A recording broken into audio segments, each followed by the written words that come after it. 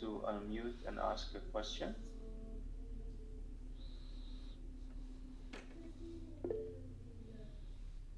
Okay, Sister Anna, please go ahead. I have maybe a slightly unrelated question, but you mentioned places of worship, and I remembered the question. So we have in Islam a very established and powerful culture of giving gifts to women, directing resources to women. And in the West, and maybe not so much in the West, it's questioned now, right? Because, okay, what is she giving me? So now they are starting to calculate it, especially since women work nowadays, they bring resources too. So this whole culture is questioned a lot. Why are we supposed to be giving them gifts? Why is she not giving me gifts all the time? Why is it not her who's bringing money to me? So if you count objectively, rationally, those calculations, they don't work. So I was thinking, could it be that this culture is because of the sacredness attached to women? As you would treat a place of worship too. People, bring their gifts, put money and everything into it. So could we say like this, or it would be something completely wrong? Yeah, so in Islamic culture, women, whether they are like daughters, or sisters, I don't know, mothers or aunts, wife. So in general, in all different roles, they are regarded with additional respect. Every person has to be respected, of course, man or woman, but women are regarded with more respect and are more supported and more protected.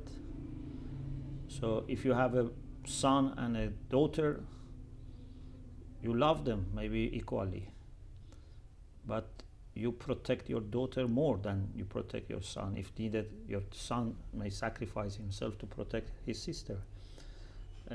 So we don't treat them equally.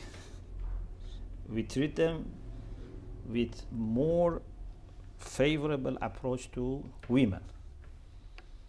This is not discrimination. This is a matter of priority. Discrimination means, for example, I have two boys, I favor one of them over the other.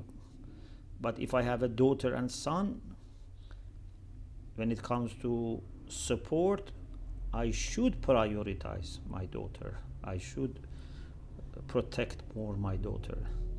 So this is Islamic culture, that women receive a special regard. And one aspect of it is that they are not supposed to undertake the burden of breeding the family. If there is need and they like to contribute, that's fine, but men should be feeling responsible for that. In secular liberal culture, no. Everyone is the same, and actually, if you can take advantage of the other party working more, they may do it. But Islamically, it's an opportunity to serve. And you feel closer to Allah if you serve your wife, your daughters, your sisters, etc. It's different mentality.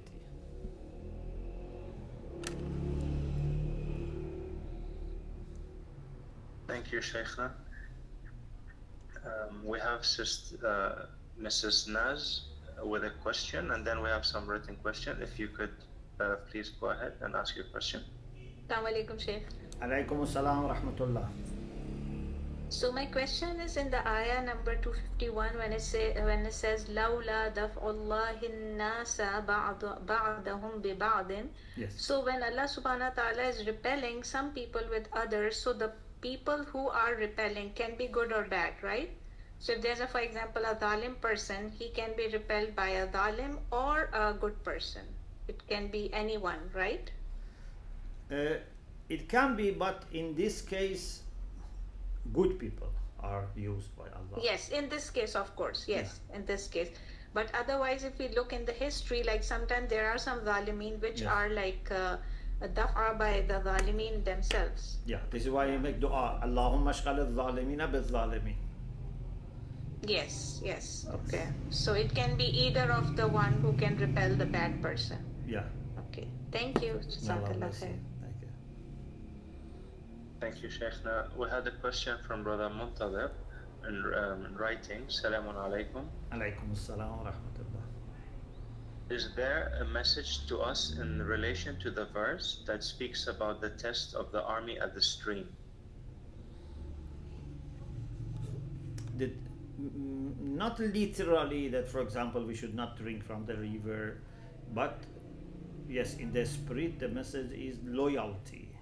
In the followership, we said one of the major qualities of good followers is loyalty and obedience.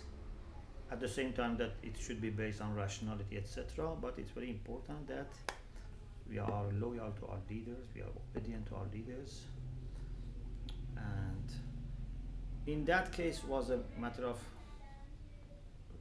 drinking from river, but sometimes it can be other things. Maybe for us today, instead of how much we drink from water, is how much we spend time on internet and ignore other responsibilities that we have towards our community or our imam. Of course, if you use it for the sake of imam and cause is good, but if we are just doing it because we are enjoying, and our family and our friendship, everything is affected because we don't have any more time, this can be our test. So inna Allah mubtalikum binahar, but for our generation can be something else. But the spirit is the same. Thank you, Sheikhna. And we had one more question from Sister Fardos Rizvi. Salam. Salam, Sheikh. She says, I missed the name of the prophet who appointed Talut. Is it mentioned in the Quran?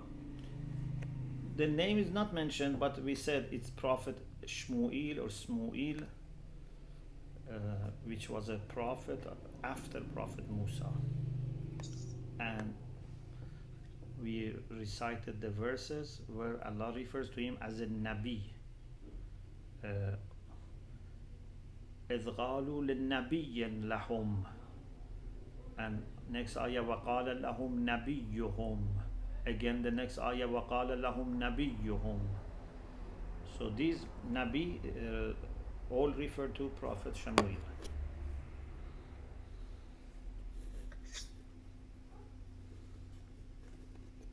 Thank you, Sheikhna. And one more question from Sister Huda. Yes. Sister Huda Hijazi. Assalamu alaikum, Sheikhna al-Kareem. Alaykum as-salam wa rahmatullah. I received this question from one of the sisters in the Mubahatha groups. The question is, if the soul is genderless, what is our situation in heaven or the hereafter? And if gender is still attributed to the soul in the hereafter, how does this work? How can we understand this better? Thank you very much for your time. You're welcome. Ayatollah Jawadi Amuli Hafazahullah, he says the soul has no gender. Gender is because of the body, but nafs or soul or a spirit has no gender. This is one view, and in that case in heaven again we have gender because we have body, because we believe in corporeal resurrection, in ma'ad jasmani, because we are going to have body, again we will have gender.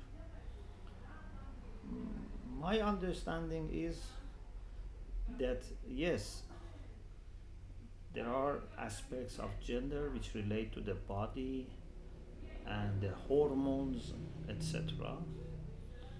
But I don't see problem in saying that the soul also can have gender, because there are aspects of our spirituality that can be different between men and women, and even if we are, for example, with physical body or barzakhi body or eternal body, there is no problem in my humble understanding to think that the spirit is remaining the same in its gender, is not affected by the change of body. So in my understanding, we have gender, and then proportionate or suitable for that gender, we are given proper body. But Ayatollah Jawadi Amoli says the soul has no gender, and it makes more sense for you to accept his view than my view.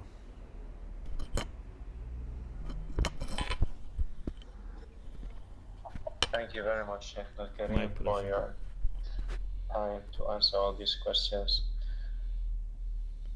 Sheikhna, would you have some time to do greetings Sure, of those who sure. are attending?